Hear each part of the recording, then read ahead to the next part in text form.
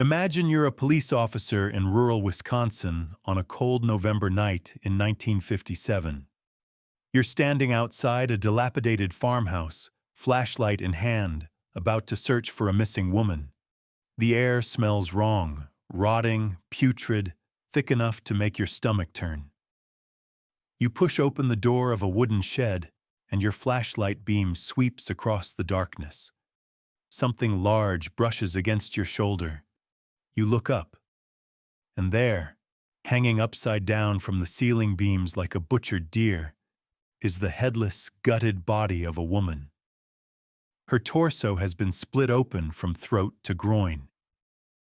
This is your first moment inside Ed Gein's world, and you haven't even entered the house yet. All right, let's get into today's story, which takes place in Plainfield, Wisconsin, starting in the 1940s and culminating in one of the most shocking discoveries in American criminal history. Plainfield was the kind of town where everyone knew everyone. Population barely 700. The kind of place where people didn't lock their doors, where children played outside until dark, where the worst crime was usually someone getting too drunk at the tavern on Saturday night. It was wholesome, safe, boring in the best possible way. Except it was hiding a monster. Not hiding him, really. He was right there, living among them, waving from his pickup truck, doing odd jobs for neighbors, babysitting their children. His name was Ed Gein, and everyone in town knew him as the strange but harmless bachelor who lived alone on that creepy old farm outside town.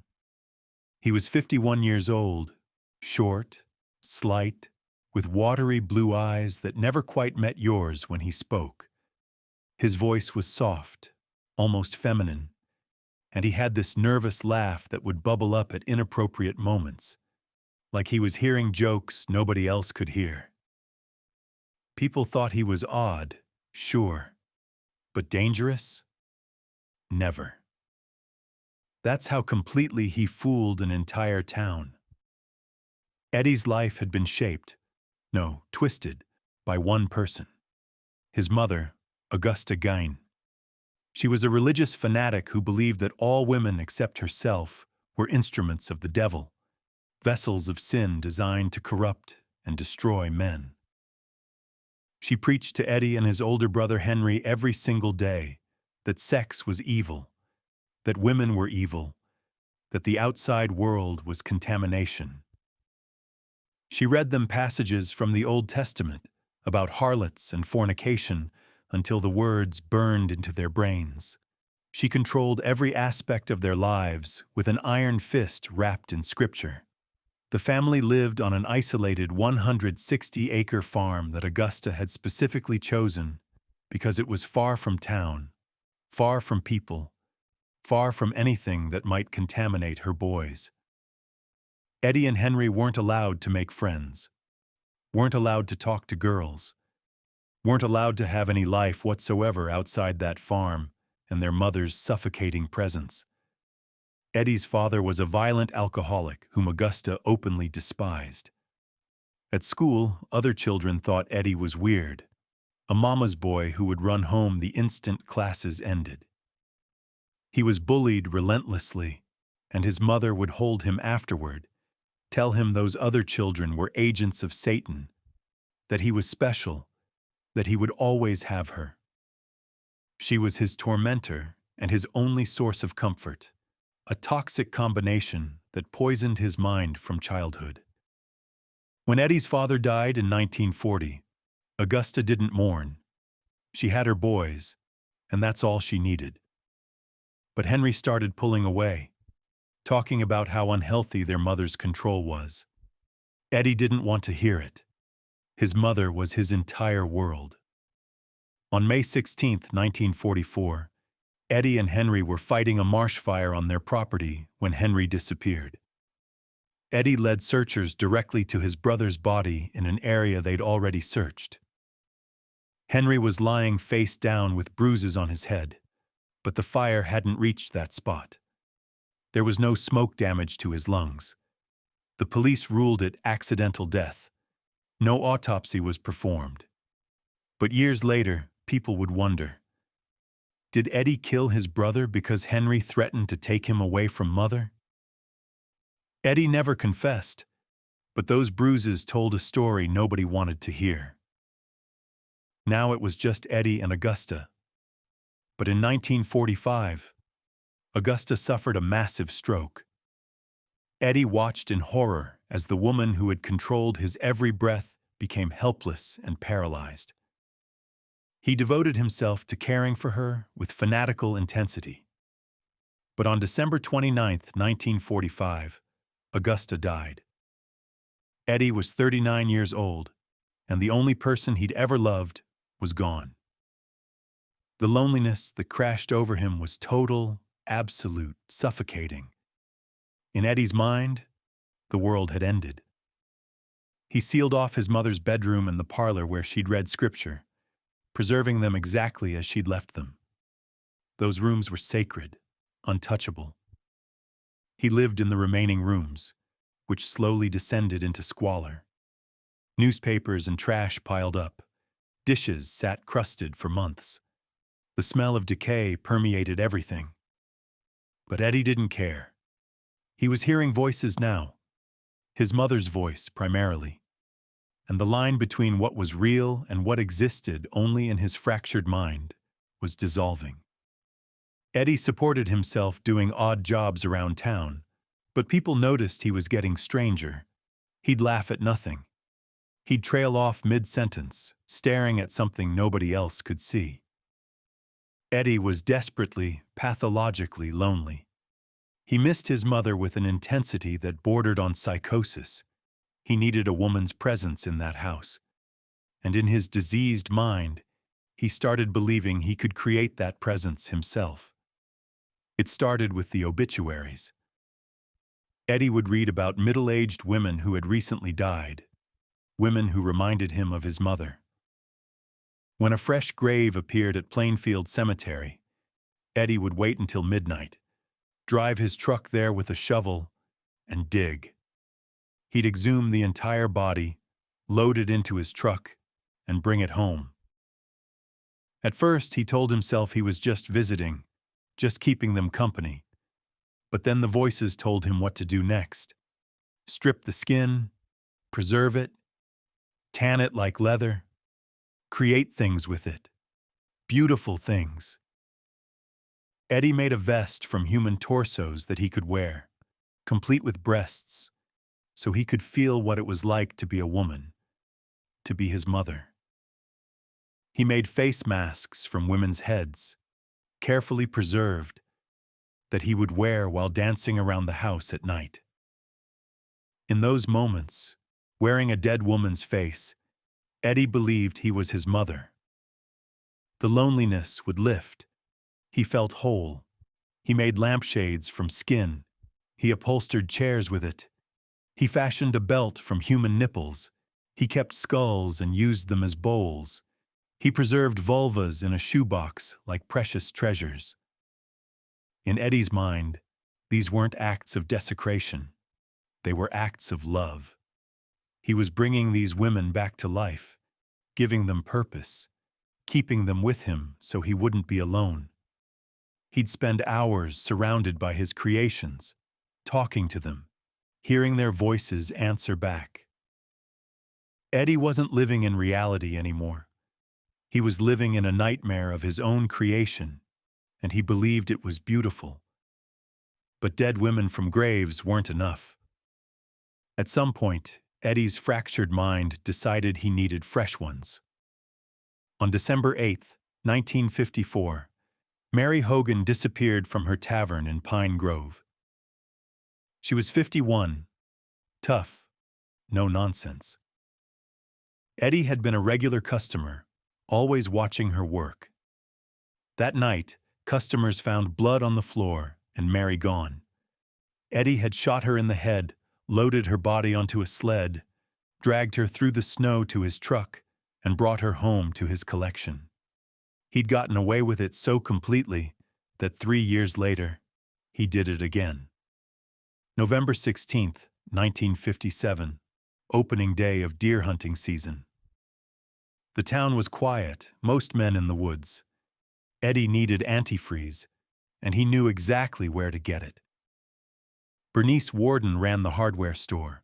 She was 58, worked alone most days. Her son Frank was the deputy sheriff, but he'd be busy. Eddie had been in the store the night before, mentioning he'd return in the morning, setting it up.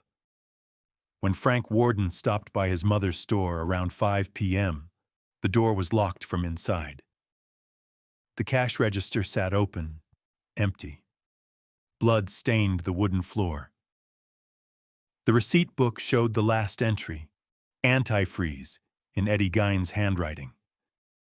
Frank organized a search party and headed to the Gein farm as sunset approached. Eddie wasn't home. They found him at a neighbor's house that evening, and when they asked where he'd been, he seemed confused, detached, like he wasn't sure what day it was. Sheriff Art Schley led the search of Eddie's property. He entered a woodshed with his flashlight. The smell hit him first, rot and copper. Then something brushed his jacket. He looked up. Bernice Worden's body hung upside down from the ceiling, suspended by ropes around her ankles. She'd been decapitated. Her body had been split from throat to pelvis and completely gutted, organs removed, like a deer carcass. Schley staggered backward and radioed for help. "We've got a body," he said, voice cracking. "It's bad. You need to search that house." What police found inside the farmhouse that night would haunt them forever. The place was a maze of trash and rot, garbage piled waist-high. But mixed in were things that made no sense at first. Then, slowly, horrifyingly, they understood. Human skulls used as bowls, 4 noses in a cup, a shoebox containing 9 vulvas, Bernice Worden's heart in a plastic bag on the stove, her head in a burlap sack with nails through the ears. Eddie had planned to hang it on his wall, a chair upholstered with human skin, a lampshade made from tanned flesh, the vest made from a female torso, leggings from human leg skin, a belt fashioned from nipples, lips hanging on string, and the face masks, entire faces, carefully removed and preserved, that Eddie wore while he danced. Officers had to take breaks to go outside and breathe. These weren't crime scene souvenirs. This was Eddie's life. These human remains were his furniture, his clothing, his companions. They found Mary Hogan's face in a paper bag, missing for 3 years. Remains from at least 9 other bodies, women Eddie had exhumed from graveyards. In the sealed upstairs, his mother's bedroom sat exactly as she'd left it in 1945, a shrine to the woman who'd destroyed him. Eddie had been arrested before the searches began. When they questioned him, he was calm, almost pleasant. "Did you kill Bernice Worden?" they asked. "Yeah," Eddie said simply. "I shot her with my rifle. Then I brought her home." His tone was matter-of-fact. They asked why. Eddie struggled to explain. He said he needed her. She looked like his mother. "Did you kill Mary Hogan?"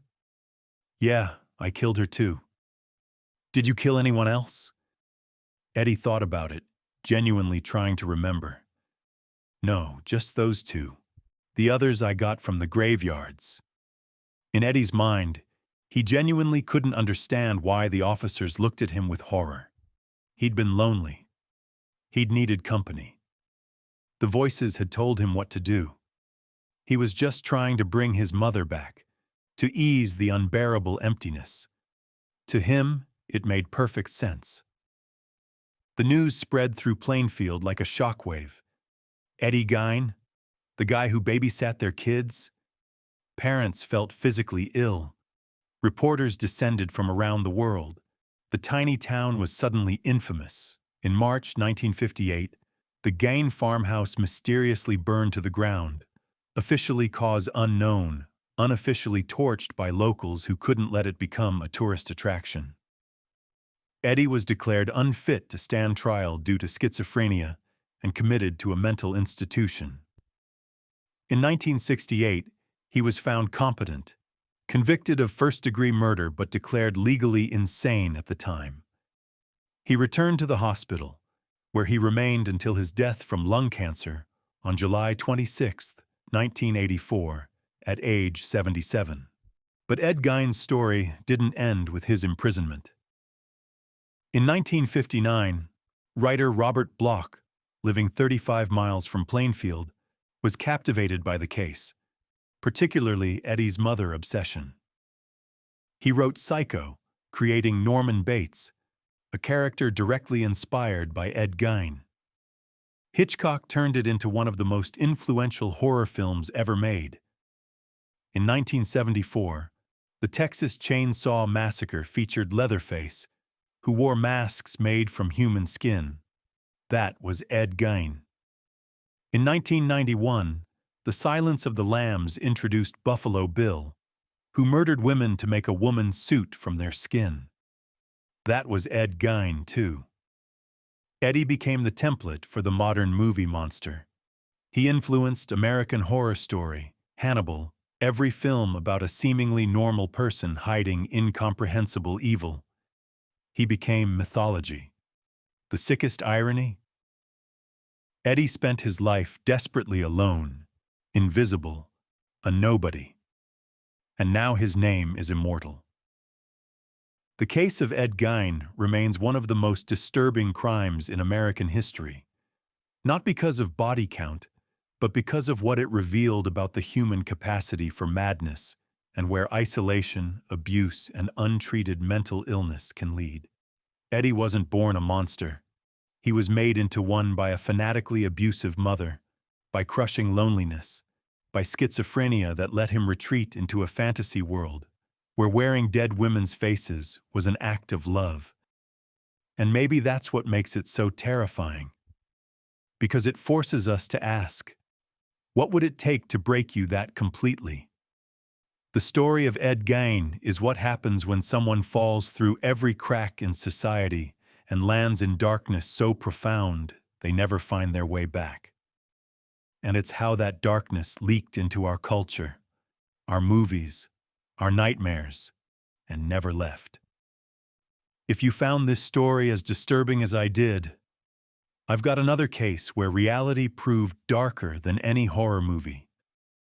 Click the video on your screen right now about the Conjuring House's real story. And if you haven't already, hit that subscribe button and turn on notifications. Thanks for watching. Until next time, see ya.